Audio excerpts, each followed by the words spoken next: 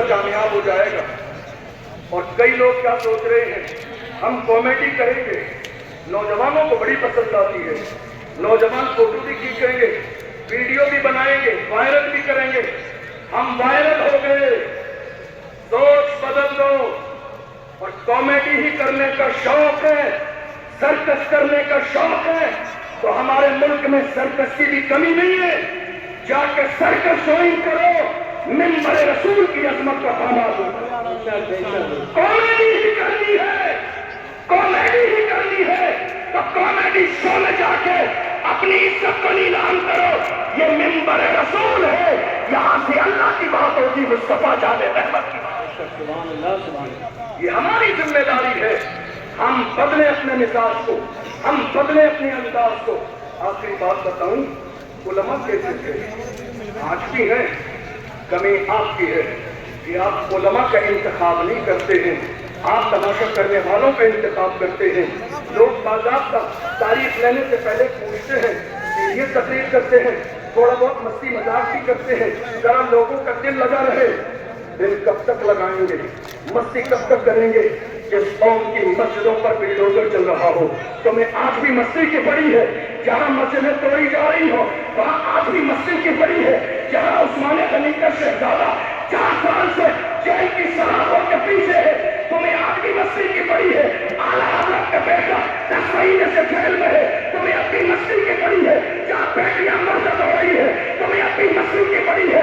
جہاں جوان دین سے خارج ہو رہے ہیں، تمہیں اب بھی مستی کی پڑی ہے۔ کب تک مستی کرو گے؟ کب تک؟ یہ مستی کب تک ہوگی؟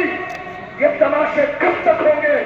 باز آ جائیے، باز آ جائیے، ورنہ کسی سمجھدار نے بہت پہلے کہا تھا، نہ سمجھو گے تو مٹ جاؤ گے ہندی مسلمان، تمہاری داستان تک بھی نہ ہوگی داستانوں۔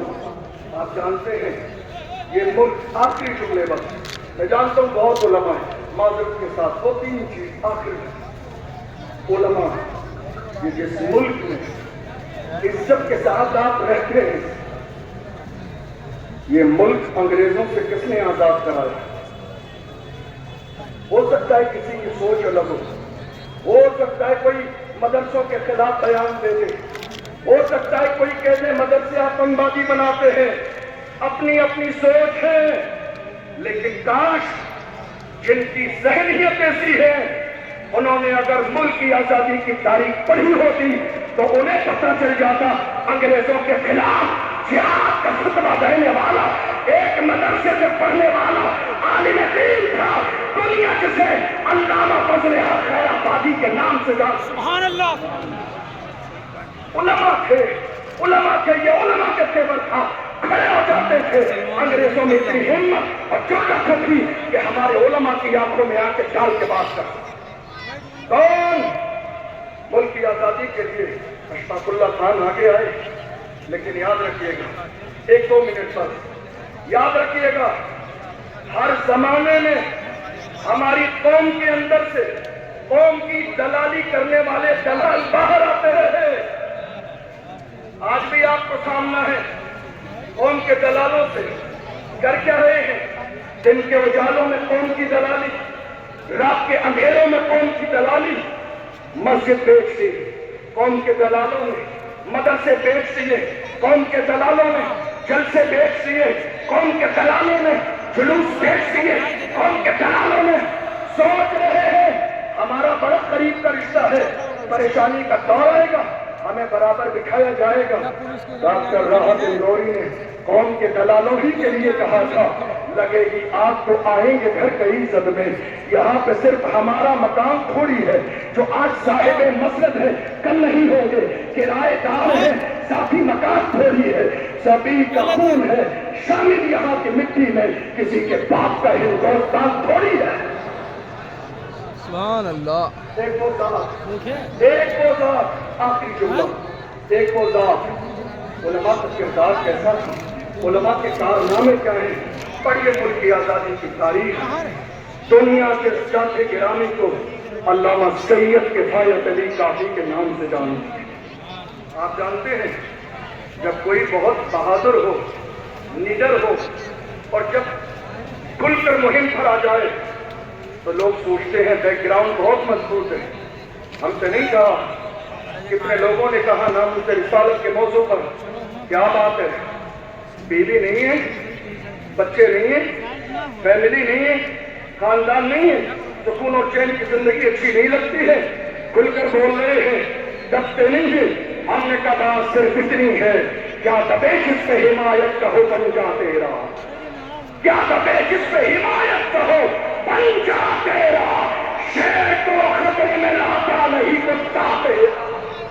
کون سید کفایت علی قاضی جنہیں گرفتار کیا گیا, جسم پر سری لگائی گئی, جس کو چلایا گیا, کورٹ میں فیصلہ کر دیا گیا, ملک کا غدار ٹھہرایا گیا, مراد آباد کے چوراہے پر رمضان کے مہینے میں پھانسی دی گئی, گلے میں پھانسی کا پھندا ڈال کے انگریزوں نے کہا مولانا مرنے والے سے دستور یہ ہے کہ آخری خواہش پوچھی جاتی ہے, تمہاری کوئی آخری خواہش ہو تو بیان کرو. میں کس کی بات کر رہا ہوں؟ ایک مولانا کی. کس کی بات کرنے لگا ہوں؟ ایک عالم کی. پھانسی کا پھندا گلے میں ہے, آخری خواہش کیا ہے؟ مسکرا کے گنبد خضرا کی طرف دیکھ کے کہتے ہیں کوئی گل باقی رہے گا, نے چمن رہ جائے گا, پر رسول اللہ کا دین حسن رہ جائے گا. اطلسوں کا مخاط کی باشات پر نازا نہ ہو, اس سنے بے جان پر قاطی کفن رہ جائے گا.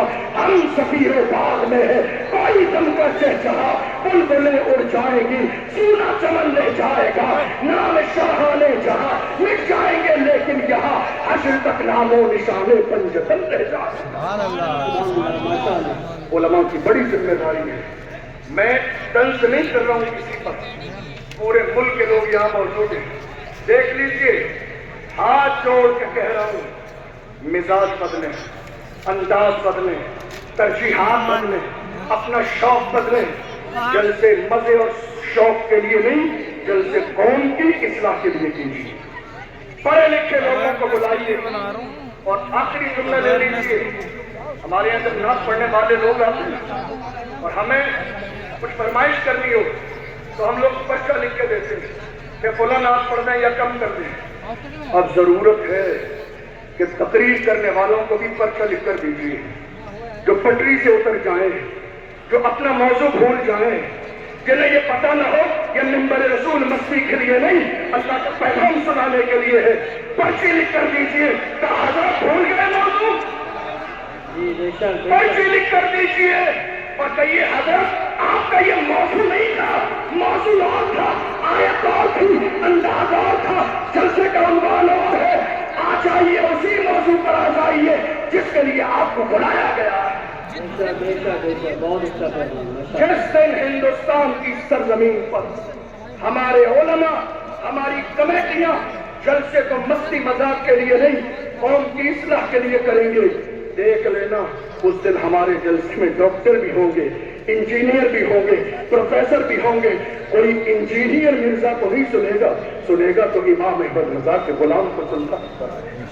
اللہ کی بارگاہ میں دعا ہے, پروردگار عالم کوئی غلطی ہو گئی ہو, میں سب کو گواہ بنا توبہ کرتا ہوں, اللہ معاف فرما. استغفر اللہ ربی من کل ذنب واتوب الیہ. اشهد ان لا اله الا الله وحده لا شريك له واشهد ان سيدنا محمدا عبده ورسوله. والسلام علیکم ورحمۃ اللہ وبرکاتہ. ماشاء اللہ حضرات, ہماری آپ کی مشترکہ خوش نصیبی ہے کہ اس وقت